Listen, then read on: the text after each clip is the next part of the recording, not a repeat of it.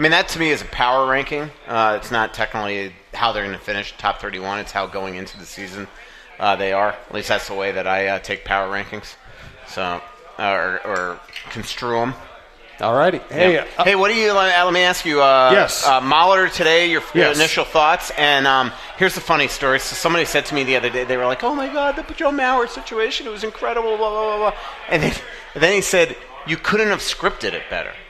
And I'm like, the whole freaking thing was scripted. Everything scripted. about it Yes. was scripted. I mean, it was emotional. It was wonderful, but.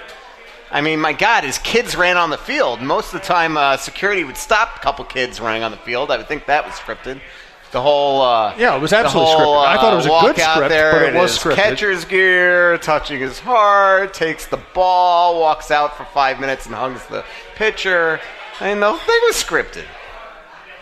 But it was really emotional. And then, so what do you think of the Mahler? Listen, all the Mauer stuff was scripted, absolutely. Yeah. But I thought it was really well done. I thought it was too. I thought it was great. I told Miko today. I said they better do that for you when you come here. I want to see like in the middle of the game, the kids just sprint out in the middle of the ice. And as far as the Molitor thing, just filed a column in the Star Tribune that'll be in tomorrow's paper. It'll probably be online a little bit later. I have a lot of different thoughts. First of all. It goes back to this. Falvey and Levine get the job. They didn't want Molitor as their manager. Yeah. They had him under contract for one more year. The Twins organization. This sounds familiar. Yeah.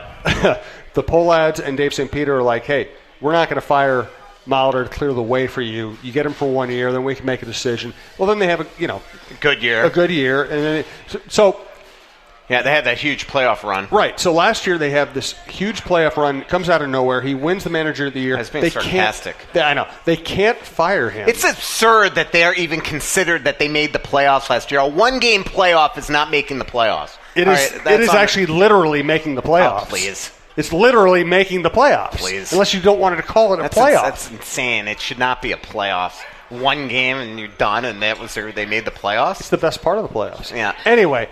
So Molitor saves his job. They know that they have to sign him. Molitor won't sign for fewer 3 years, so they have to give him a 3-year deal, knowing in their hearts that if it doesn't go well the next year, they just are giving away a lot of money because they're going to fire him. They have the downturn this year. There were some they didn't like the way some of the young players responded to the staff.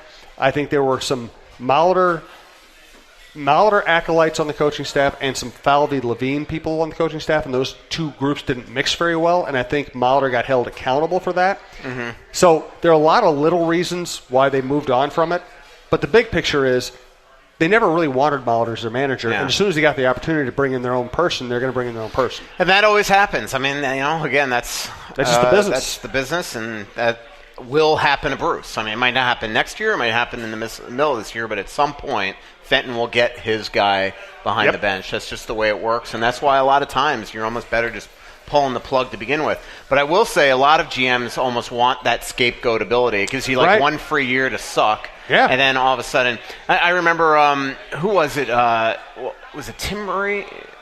I can't remember what it was, but it happened basically in Buffalo where it's like Tim was like, whoever his first coach is, like, let him be the sacrificial lamb, and then I'll go get my guy, and that happens all the time. You know where else it happened? Yeah. The Vikings fire Brad Childress. Leslie Frazier kind of guides them through a messy end of the season. Mm-hmm. They like the way he did it. They keep him around, fully expecting to fire him really quickly.